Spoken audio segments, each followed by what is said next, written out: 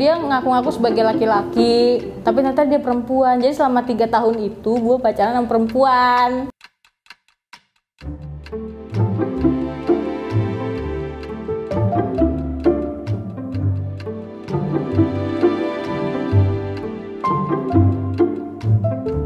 Lu pernah patah hati? Pernah lah. Pernah pasti. Pernah. Wah, pernah dong. Pernah. Pernah.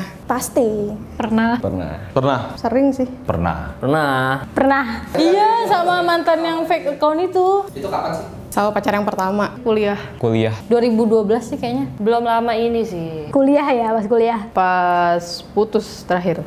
SMA sih sama mantan. Sama pacar yang pertama. Iya, sama mantan yang fake account itu. Parah itu, patah hati terberat itu. Karena apa tuh? Karena Ditolak, putusin, selingkuh, ditinggal nikah. nggak direstuin sih lebih tepatnya. Karena diputusin. Diputusin. Dia suka sama temen gue, bukan sama gue. Karena tujuannya nggak sama aja. Gue diselingkuhin dulu. Diselingkuhin. Diputusin. Diselingkuhin. Diselingkuhin sih. Ya ternyata orang yang gue suka, gue sayang ternyata fake. Itu bukan dia, men. Diputusin. Tapi sekarang dia menyesal putusin gue.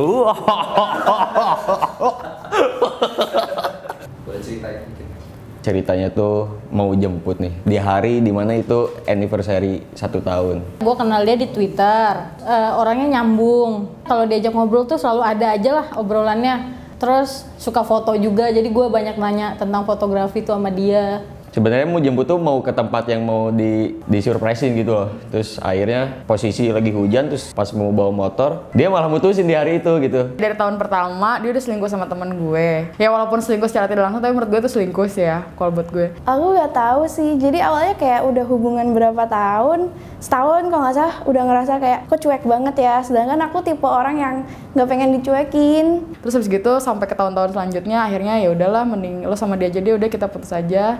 Terus dari situ gue deket lagi. Maksudnya gini, jadi kisah percintaan gue ini kayak penjajahan. Kayak gue mengibaratkan yang 5 tahun itu penjajahan Belanda, 1 tahun itu penjajahan Jepang. Sebentar tapi sadis gitu. Dia ngaku-ngaku sebagai laki-laki, tapi ternyata dia perempuan. Jadi selama 3 tahun itu gue pacaran sama perempuan. Gue udah usaha nih kayak buat ketemu. Dia bilang iya nanti.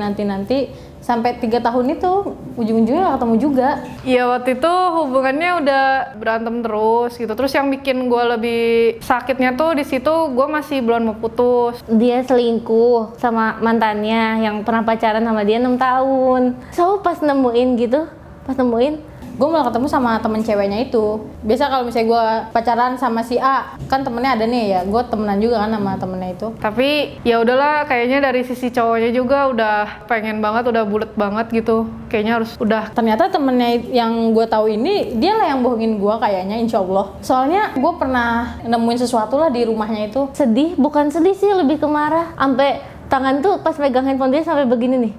Anjas.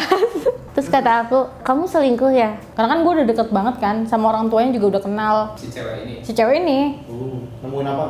baca selengkapnya di tweet gue. Oh iya, ada tweetnya di Twitter. Ada tweetnya. Nanti saya coba share linknya. Boleh, silakan. Terus dia bukannya kayak, kan biasanya cowok ngeles kayak, enggak kok nggak selingkuh. Dia tuh kayak langsung gini, anjir. langsung nyadar, langsung gini tau gak sih? Kamu selingkuh ya? Saya pergi aja. Kayak sinetron. Beneran. Terus udahlah, kamu kelamaan kayak gitu. Udah kita putus aja. Ya anjing kayak gitu kan. Ini mau jemput anjing gitu kan maksudnya. Ngapain jadi putus gitu, terus ya udahlah lepasin aja. Ya masa gue paksain ya, jadi makanya itu ya buat gue patah hati yang sakit. Ya namanya anak bontot kan, pasti pengennya dimanja gitu. Terus kayak kok cuek banget gitu. Mantan aku pasti nonton sih ini. Saya kemarin dia nge-DM aku, kok kamu bisa muncul di Pro Union kayak gitu. Udah aku takut nanti dia nonton. Hai mantan.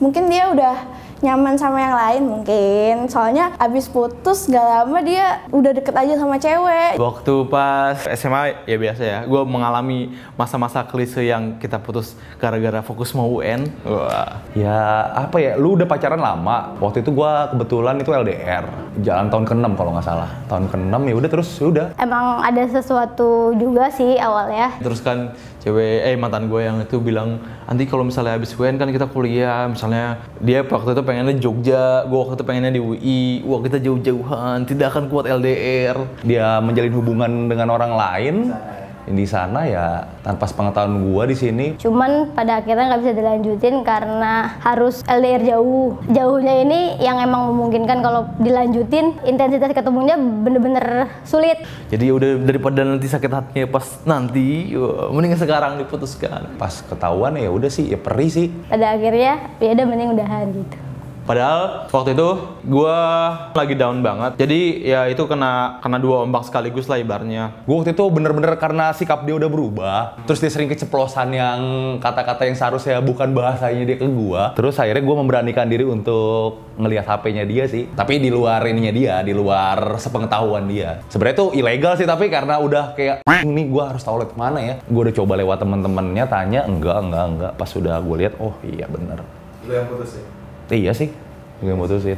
SMA kan lagi masa-masa susah banget lah gue itu. Nah dia itu bisa jadi temen gue buat nenangin lah gitu. Kayak misalnya gue cerita, punya masalah ini, punya masalah itu gitu. Karena waktu itu di rumah, karena pas bokap gue nggak ada, kan abang-abang gue yang cowok-cowoknya pada di luar kota tuh. Ada yang di Lampung, ada yang di Jakarta. Dan gue punya adik 4. Jadi ya kadang-kadang gue harus ada cerita nih. Gue bingung, adik gue yang ini kok misalnya malas sekolah, adik gue yang ini gini. Nah gue harus ada orang yang dekat untuk konsul lah. Yang lo lakukan apa sih waktu itu untuk hadapi itu semua? Itu ada fase galau juga? Ya ada masa galau. Awalnya sih sedih kan, sedih banget kayak malas lah kemana-mana. Tapi lama-lama juga gue kayak ya udah ngapain lagi kalau emang udah terjadi ya udah. Terus kayak mau membuka diri lagi gitu aja. Fase galau gue waktu itu cukup lama sih. Gue sampai nggak mau menjalin hubungan sama cewek itu 4 tahun.